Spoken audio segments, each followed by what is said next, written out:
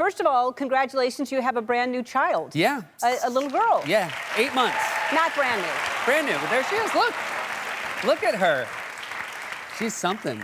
She's really great. She's adorable. Yeah. So you had two boys before, one in an elevator, one in a car. Yeah. One right? in a lobby. To our credit, we made it right out of the elevator doors and then in the lobby. In the lobby. Yeah. And then the other... And then this one, she was a planned home birth because the doorman said, we'd prefer if you didn't even try. We're still working through the trauma of your 4-year-old, and if you could just keep the whole thing in your apartment, that would be great. Yeah. So did you do, is this personal, but like a tub thing? Yeah, she was born in the bathtub. Wow. Yeah, and I haven't taken a tub since. Yeah, I would think that it sounds like a good idea, but then when you're actually there in the moment, you're freaking out, like... Yeah, and also, it's way too late. Like, when your wife's in the tub and, like, the baby's coming, you can't be like, we gotta get to a hospital. Like, what were we thinking? Yeah. Yeah, but everything great. She's healthy and happy. And are they happy to have a little sister? Yeah, so the oldest, Ash, wanted a baby sister, and I really think that if it had been a boy, he would have just... Like, we'd have come home one day and the boy wouldn't have been there, and he's like, what did you not understand about my request? But that's them with her in the morning, and they love her to death. It's really great. Oh, my God. Well, she's adorable. She's very chill. She's like it's very nice. She's a very big laugher. She's everything you could want. What's her name? Adelaide. Adelaide. Yeah. That's a beautiful name. It's a really nice name. Now, wait, don't you have a dog as well, or so? We do, yeah. We have a dog named Frisbee. That's very nice. No one brings the dog up anymore, so that is so kind of you. I always think about that because I know how close it was as an IG, right? Yep, Italian Greyhound. Italian Greyhound, and I always worry that animals, you're close to them, and then you have a child, and then they get pushed away. That's pretty. You described it. Is that what happened? No, Frisbee, I do. The saddest thing that happens is my wife and I, because again, Frisbee was the closest thing we had to a child. I do believe she is what encouraged us. Like, we were such good co-parents of our dog. We're like, let's do this with a person. And so we owe everything to Frisbee. And how old are the boys? They just turned 6 and they just turned 4. 6 and 4. 6 and 4. So and they go to school? They go to school, yeah. I take them to school. I take the 6-year-old to school on a scooter. And I was very excited about this because, first of all, having kids in New York City, my kids are already cooler. They're as cool at 6 and 4 than I was until I was like 33. Yeah. And they've experiences. But I didn't think how this would look, but I take a scooter. I am on a scooter too, and my son and I go to school. What do you mean by a scooter? Like a razor scooter. So like self-propelled, like kicking. Yep. And the two of us, I think, together, people see us and they're like, oh my God, that's so cute. Look at that man and his son. But then the thing you don't realize is you got to drop him off, and then you just got to be a grown man. Not just a grown man, Ellen. I don't want to brag. A grown man who's on television. Yeah.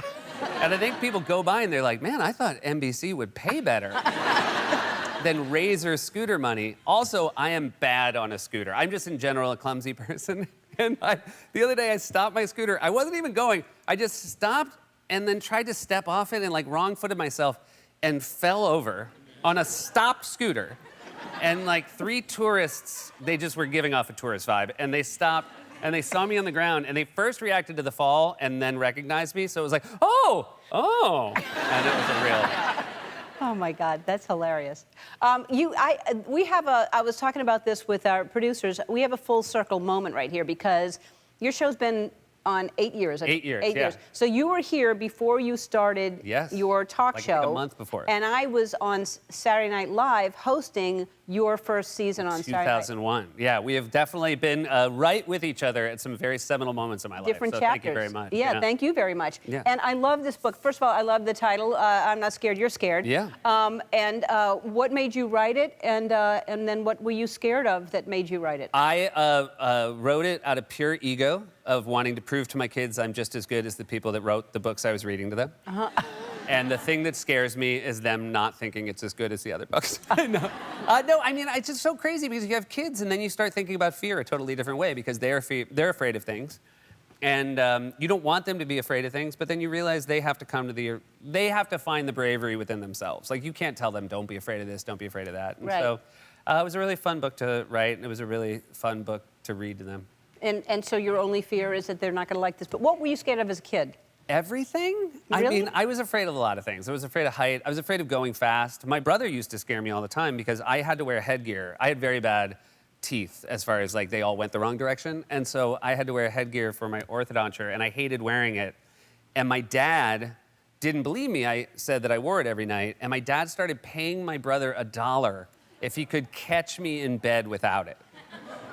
So my brother, who clearly chose money over the love of a sibling, would go up to bed before me and hide in my closet for like an hour. And then I'd come into my room and I'd lie down, and if I turned out the light and wasn't wearing my headgear, that meant he collected the money. And he would just like kick the door open like an action movie star, scream headgear, and then run to my dad's house. And then just get $1. Wow. And all these years later, I want to say, like, was it worth it? And he's like, yeah, I invested it really well, and it's actually worth it. Well, say hello to your brother. Well, I want to say more than that. How about you should be ashamed of yourself? I'm going to tell him Ellen said you should be ashamed of yourself. That was what I was going to say next. Thank you You should be ashamed of yourself, but good for you for collecting them. Yeah. It is called I'm Not Scared, You're Scared. It's available everywhere books are sold, and Late Night with Seth Meyers airs weeknights on NBC. We'll be back. Seth Meyers, everybody.